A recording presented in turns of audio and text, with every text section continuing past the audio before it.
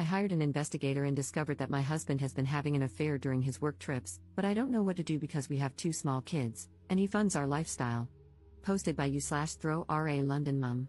My husband, 47M, and I, 44F, have been married for just over a decade, and it has been, for the most part, a loving marriage centered around our two beautiful children. Of course, I've had grievances. He travels a lot for work, is constantly glued to his phone, and sometimes abruptly pops out for errands that he has always been incredibly vague about. Initially, these didn't concern me too much. He has a very demanding job that has allowed us to have a lifestyle I never thought possible, enabled me to leave work to be with the children, take us on wonderful holidays, and send the children to a great school. I always felt that complaining to him about his work, phone, computer, and random emergencies would be selfish, considering everything he does for us. However, 2 weeks ago, I started getting really suspicious after I found a condom in the inside pocket of his blazer. There was no reason for him to have it there, as we only ever have sex at home, and frankly, it isn't something we do as often as we used to. This prompted me to do something I never thought I would do. I found an opportunity to get into his phone when he wasn't looking. I'm not sure what I was looking for. I first checked his photos but couldn't find anything. Then I decided to check his messaging apps, WhatsApp, Telegram, but both were password locked, which I found very odd. Only a message could be accessed, but there was barely anything there. At this point, I had a sinking feeling that something was up. Last year, a friend was in a similar situation and used a digital investigator to learn more about her absent and secretive fiancé. The investigator discovered that this man had been living a complete double life, with a long-term girlfriend in Edinburgh and, unbelievably, an entire business he had set up and was earning money from.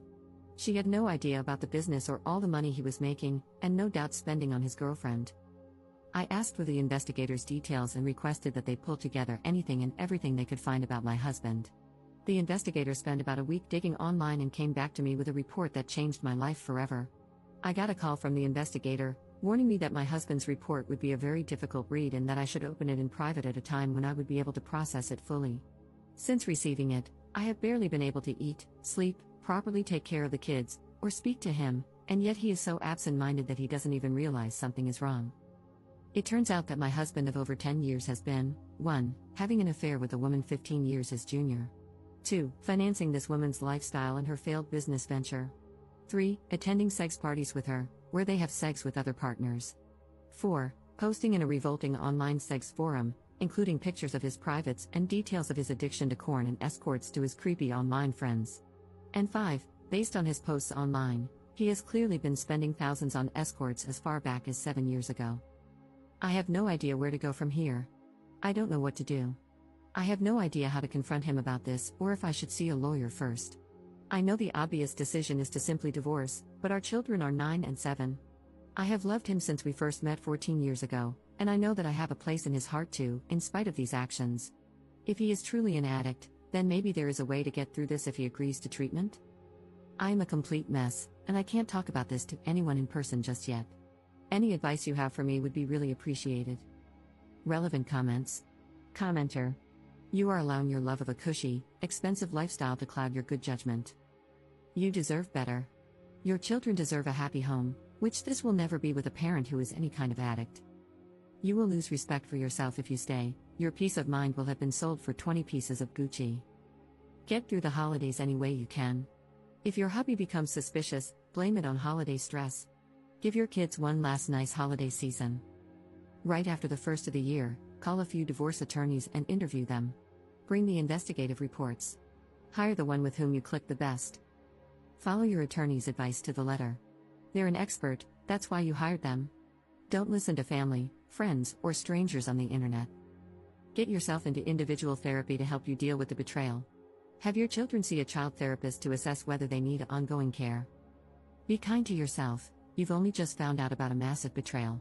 You didn't know, but now that you do, you're taking proactive steps to defend and care for yourself and your children. Your husband is on his own. He can get into therapy or not, it's not your problem, and don't take it on as one. Your plate will be plentiful with your business and that of your 2 children. Wishing you and your children a peaceful and joy-filled 2025 as you move together into a new life. Ops response. Thank you so much for this comment. This was one of the most useful ones I have gotten, and I truly took it to heart. I have yet to get into therapy, as I simply haven't had time for it yet, but I am planning to the moment things start to slow down a bit. Update 6 weeks later. This is an update to my original post from around a month ago. Firstly, I'd just like to thank almost every single one of you who has commented to offer me advice or messaged me privately. I took a lot of advice on board, especially from a legal standpoint, and this has proven to be of great benefit. I apologize for my long absence and lack of replies. I hope the update below explains it. I chose to wait until after New Year's as I did not want to rob the children of one last Christmas and New Year's holiday as a family. In the meantime, I researched solicitors and sought recommendations from trusted friends. Rather humiliatingly, after much urging on this website, I also scheduled and went through with an STI test. It was horrifically embarrassing, but I am relieved to say that it came back negative. I don't know how I could have coped if he had gotten me sick because of his revolting actions. He made my job incredibly easy by flying out for a work trip, not that anything he says could ever be trusted, on the 2nd, and I immediately got the ball rolling, met with the solicitor, packed up all of his belongings into 6 suitcases, had the locks changed, and spoke to a child psychologist to work out the best way to explain things to the kids, who are far too young to understand the full picture, of course. Fast forward to a week later, and upon his return, I, having made sure the children were picked up by my mother after school, greeted him with a hallway full of suitcases and divorce papers.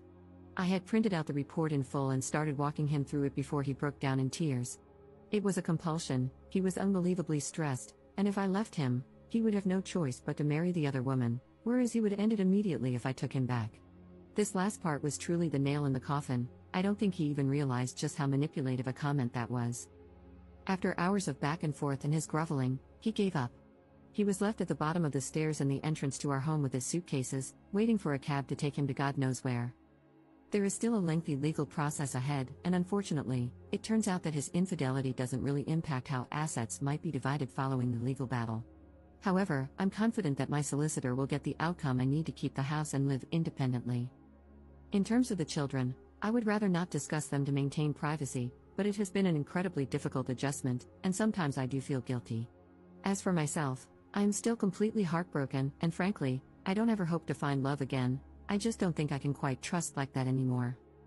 Finally, I'd just like to add that while most comments have been lovely and supportive, I did receive a number of comments and private messages blaming me for my soon-to-be ex-husband's behavior, claiming I did not give him sufficient sexual attention and that I shouldn't complain because he provided me with a certain lifestyle. Firstly, these comments are awful and betray a repulsive worldview regarding sex, intimacy, and marriage. Secondly, our ailing sex life was not my doing and was, at times, a criticism I myself had of our relationship, not the other way around. Thirdly, just because someone provides you with a lifestyle does not entitle them to treat you as if you're nothing, with no respect, no honesty. I would have hoped everyone would be aware of that. Up in the comments. Thanks for this. Sadly, because we are in the UK, cheating doesn't have much of an impact on divorce outcomes. However, my solicitor is among the best in the UK, and I trust that we're going to do some real damage.